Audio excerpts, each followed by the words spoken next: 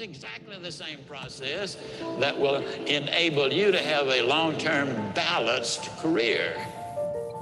You know, so many times people say, well, I do this, but man alive, it hurt, it cost too much money, or it take too long, or whatever. I quit smoking, but you know, I'd gain 47 pounds or whatever, or I'd go back to college and get my degree. But you know, it'd take me 10 years, and in 10 years, I'd be 45. Well, how old would you be in 10 years if you didn't go back to college and get a degree? But instead of that, what you need to do is you set your goal is identify the benefits. Why do I want to do this? Then you identify the obstacles which you've got to overcome. Did you spell out the skills and knowledge required? Did you identify the people, the groups, and organizations to work with? Did you work out a plan of action? And did you set that date? You see, there's a formula. And the formula and the incentive for the date, you can't set a date on a lot of things. If it's applicable, you do. But for example, when do you finish education? You don't, do you? Now you finish school. You can make it easy, but you never finish your education. When you answer these questions, if you answered any of them with a no, I didn't do that, then what you've got is not a goal. It's still a dream. And that dream has got to have some foundation to it.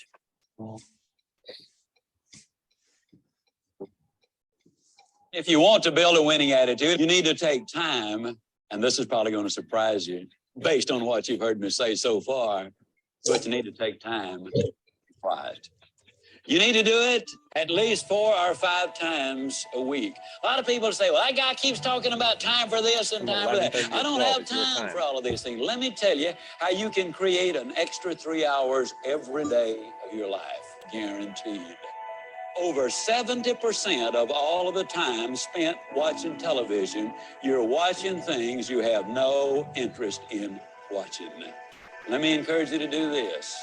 Take a slow, lazy, drifting, absolutely meaningless walk. Just almost go to sleep on the walk. Not an exercise walk, you need to do those too, but a very quiet walk. Pick out a place in your home where you can be absolutely quiet on occasion. If you have to get up 30 minutes earlier, that's wonderful. I don't know why, but I seem to wake up earlier in the winter months than I do in the summer months. And when I get up, it's pitch dark. I have a nice little office. I go in there and I turn on the gas log and I sit there. And every time I do that, without exception, I have the most exciting day of my life. I simply run through my mind the things I'm going to be doing. As you plan the day, as you think of all of the things we've got to be excited about, it really does renew your energy and it gets you excited about the day. Now, let me tell you something.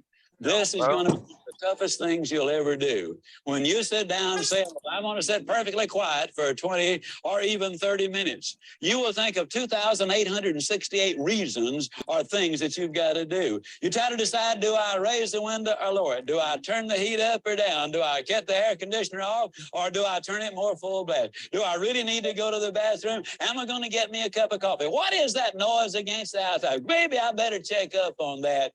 Resist the temptation. Spend a few minutes in quiet, reflective thought. It does make a difference. Hi, how's it going? To be quiet. Pretty good.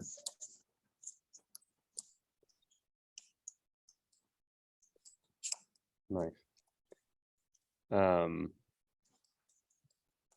So he's got good stuff. We implement a lot of those principles into our program because at 11 o'clock every day, or at 5 minutes before 11, we start swing. So you can show up and just kind of sit there, fill out your journal from 11 to 11:05. We watch the motivation video. 11:30 to 12. You are going to be. You're going to be watching that Marquise. What's up, Marquise? We just finished the motivational video. Now we're going to be jumping into the other parts of the lesson for today. Now we teach things that are general. Here we go. So today we're going to be going through the advanced training, working on unique opportunity and door-to-door stratagem. So you go into your advanced training and you go to your opportunity knowledge. So I think we've talked about this, but we're going to talk about it just real briefly again. What is an area manager? And so an area manager is in charge of a designated area that has service experts working in it. Each of those service experts are supposed to service a neighborhood once every 2 months. So he has a schedule that he follows. Every 2 months, he's going to be back in that neighborhood, and he's supposed to do 12 jobs that day. If he only has 8 jobs to do that day, then it's the area manager's responsibility to optimize that route and get it up to 12 stops. Sometimes Google ads come in, sometimes Nextdoor ads come in and fill that up. But if those spots aren't filled up and it's the next day, you need to get out there and make sure that those spots are filled up. And that's why you go out there, talk to neighbors of current customers, offer discounts. And that's kind of the premise to our whole sales pitch, is that we're going to be here on schedule with everybody else. We've got these limited spots, and if we can help you while we're here, we can do it for cheaper. And it's just a fact because operational costs are down.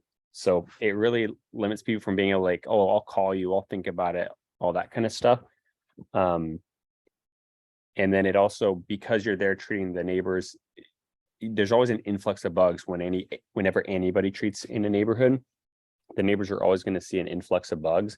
And so you're just giving a courtesy notice to all the other customers, letting them know about the issues. And then you're also passing through, just doing a quality check on our current customers. And if it's like mosquito season right now, you're checking with those current customers. Hey, how's the service been going? Oh, awesome. You love it. Cool. Did you have our mosquito program? I see that you didn't. Were you interested in getting mosquitoes this year? Yeah, sounds good. And then you're upselling a customer to mosquitoes. It's a warm lead. Or in the winter, you're like, hey, how's it going? Awesome. You love it. Cool. Have you guys had a rodent inspection lately? I can have my guy come out, or I can just pop up there and do it real quick. And then you do that. So there's just a ton of opportunity in an area manager. So with that opportunity and what is an area manager, then let's talk about what's the earning potential. So what does a area manager typically make? So it's not a complicated job. It's a simple job, but it's hard. And so sometimes it can be hard to stay motivated because it is simple and you make enough money very quickly. So you get paid a percentage of the contracts that you sign up for the pest control company. So when you're first starting out and we're putting a lot of extra work into you to get you to produce and teach you and train you, you're getting a lower percentage of that contract value, 18%. Which means you're making about $100 a sale. Then as you continue to make more sales and get more experienced, then we don't have to put as much work into you, and you start helping to motivate and be an example for other people. So you get paid more money. Every 50 sales, you get a raise and you get a bonus off of the last sales you made. You get an extra 2% on all the sales you have made, and a raise of 2% for all the future sales that you will make for the next 50 sales. And so earning potential, we do 4-month seasons. And so in 4 months, you can sell 180 accounts. That's by selling about 1.8 accounts a day. You'd make $27,000 in that 4-month sales season. Up front, you'd be paid $4,500 upfront per sale. And then you'd get a back end checks every 2 weeks for the next 8 months. So you get kind of a residual income. And then every 4 months that you continue to sell, those back end checks continue to stack on top of each other. You can also upsell things. So we talked about the one-time rodent exclusions. You can sell those, upsell those to the current customers or your customers you've sold, and get 16% off of those and make extra money. So that's kind of earning potential for an area manager. That's kind of the opportunity. So then what if you become a team leader? So there's a career path for a team leader. First, you're going to be a sales rep in training, and you're going to make $100 up front. Then you're going to become oh, no, that was different. Sales rep, you're going to make $75 up front. I think we were bumping that up a little bit. but your goal is to make 5 sales a week as a sales rep. Then what you do is as you continue to sell, you sell 30 accounts in a month. Then that allows you to become an assistant team leader and to start training people. So then you can get a 2% override on the people that you're training that are underneath you. So you can get like 2 of your friends underneath you training, and you can get an override off of their sales. Every time they make a sale, you make a sale. And then you get paid a piece of that up front.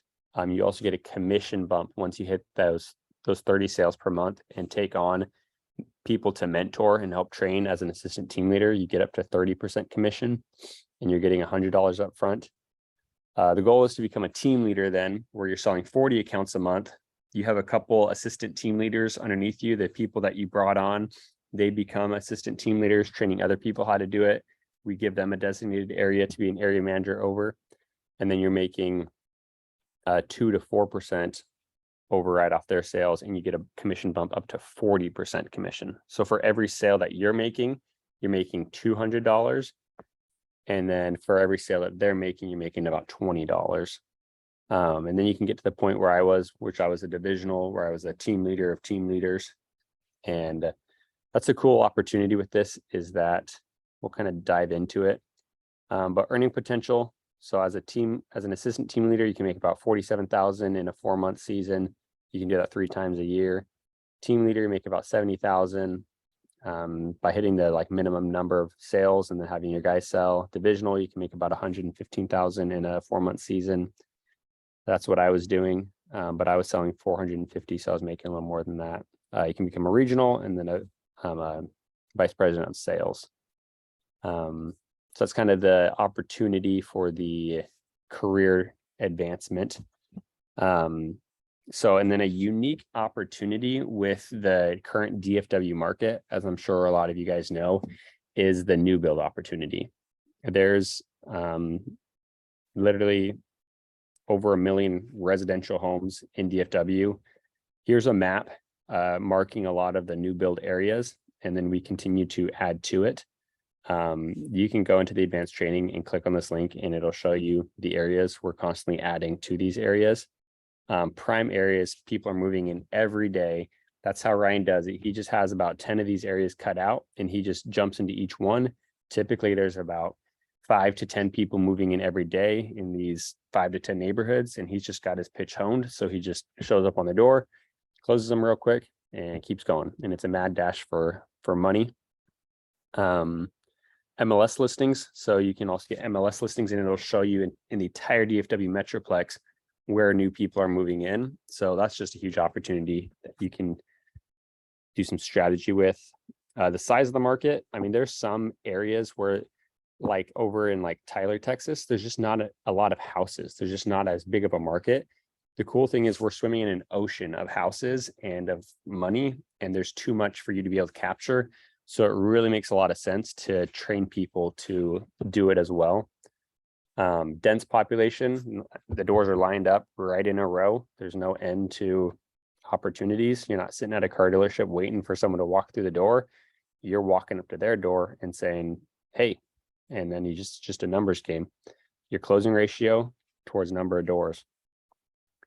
My favorite part about this opportunity is it's a complete win-win situation. So what that means is everybody's winning in the situation. You can feel really comfortable and confident about what you're doing because you're going to someone's house. You're typically getting them a lower price than the industry average on a pest control service. You're setting them up with a quality company that's going to provide them everything they need, that offers a full array of services, so they're not left not being able to take care of something or not even knowing it's a problem.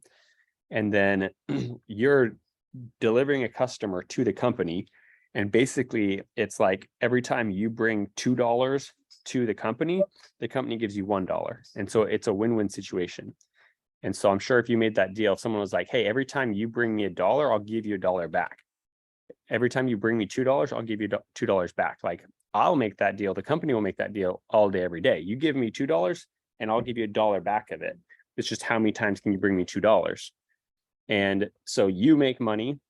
The customer gets a great company, and the company gets a great customer that are all lined up in optimized routes to ensure that those customers are more profitable So because we're so optimal in scheduling those routes, we're able to offer them a higher quality service at a competitive price and still make the same margins that we need to. And it's just a win-win situation all around the board. And so it's just a really awesome, unique opportunity. Combined with the sales opportunity that there's a current issue because we're treating everybody and there's a limited time to do it and there's a limited number of spaces to offer. It just creates this, and all the neighbors are doing it. So there's also this peer pressure. So it's just this perfect little sales bubble that's created in this win-win situation. And it's never going to change. Bugs are never going to go away. So it's really, really solid job security. Pest control business model. I know we don't need to go too far into that, but the business model, pest control in and of itself is a great business model because it's a reoccurring revenue and it's a very high profit margin compared to other companies. Like Walmart makes a 1% margin, restaurants make like a 5% margin, pest control companies make like a 15% cash margin. And so there's just a lot more cash there, or like a lawn care company, probably like 5%, pool care company, 5%, pest control is 15%. So pest control companies are able to pay salespeople a lot more money to acquire customer than selling some other service door to door. And like if one person's getting their pool taken care of by Joe Schmo, that doesn't mean that someone else's pool next door is going to turn green because their pool is getting cleaned. That makes sense. With bugs, it kind of, because they're getting treated, you do need to get treated. And traditional market costs, I mean, the thing about it is that pest control companies are typically already going to spend about $200 to $300 to acquire a new pest control customer between their website, their Google ads, their marketing, their SEO, flyers, all the money they're going to spend. They're already going to spend about $200 to $300 to acquire a pest control customer. And so it's just, do they want to spend it to Google where the customer is going to end up anywhere in the Metroplex, or do they want to give it to you? And you can really put yourself in between that customer and that company and just take advantage of that money that's already going to be spent. It's already going out of the company. It's just, do you want to go to your bank account or to Google's bank account? And it's just sitting out there. The money's just sitting out there. That's why I freak out, because I'm like, man, like I'm out here just making gobs of money. I did it for 5 years. I knocked doors straight for 5 years, building up customers into my company. And now my company is running with managers. It runs residually just by them doing it on autopilot. And it's retired me. Like, I'm just out here like, man, there is money all over the place and I'm just making tons of it. And cool, now I don't even need to work anymore because I built up a company that can support me. And I just think it's an amazing opportunity.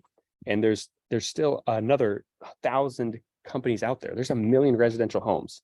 My company has about 3,000 customers. There's 1 million residential homes. That means there's still 997,000 customers out there to be sold. So there's still plenty of room in the market. There's no competition. So that's kind of like the opportunity of this situation. I think it's amazing.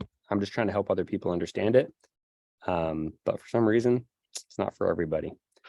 So logistics, we'll jump into this one real quick and maybe touch on this one next time too.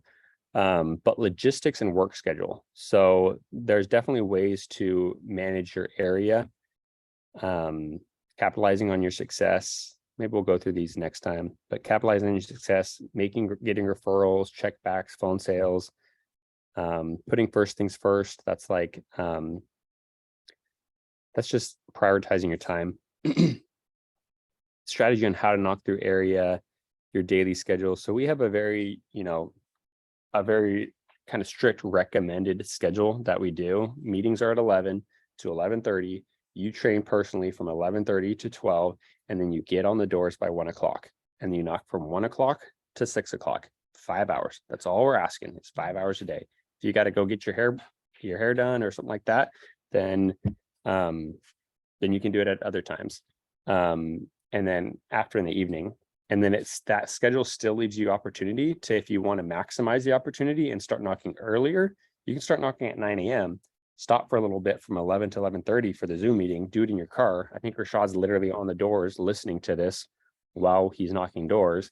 And then you don't have to stop at 6. It gets dark at 9 o'clock now. You can keep knocking until 9 o'clock, and you don't need to make 2 sales a day. You can make 20 sales a day.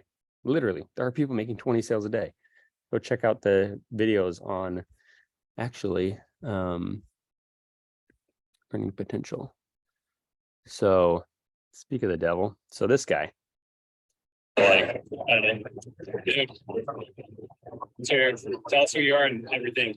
Calvin Escobedo with Grit, but yeah, basically, I would say my advice to anybody getting into this or thinking about getting into this is do it, try it. It is something that anyone can do, male, female, Black, Asian, Hispanic, anyone can do it if you want. And then if you choose to do it, be all in. And don't think about anything bad that could happen. Just jump right in. Things will work out. You will learn a ton, become a new person, and then hopefully make like more money than you ever thought and have a lot of time. Because you haven't made a lot of money doing this, right? No, hardly any. No money. Yeah, there's not a lot. Give us some of your numbers, like you're a big hitter. Like, Yeah. you sold how many? And Last 4 years I did 430K in revenue, so I get like a little bit more than half of that, right? It's like So I cut off the video because I can only do 60 seconds, but I have more of the video that I'll post in just a video on YouTube. And he talked about his last 4 years. He's been selling for 4 years, and he's been selling in the summer. He said that his first summer he sold $400,000, and then with everything, he's making about half of that with like his override. You can kind of put that all into play. That means he made about 200,000 his first year. This last year, he sold $1 million worth of pest control revenue in a summer, which he was selling about 20 a day. Now he's really good, but the cool part is that he sat in front of thousands of people and told them exactly what he does in his pitch. And I recorded it.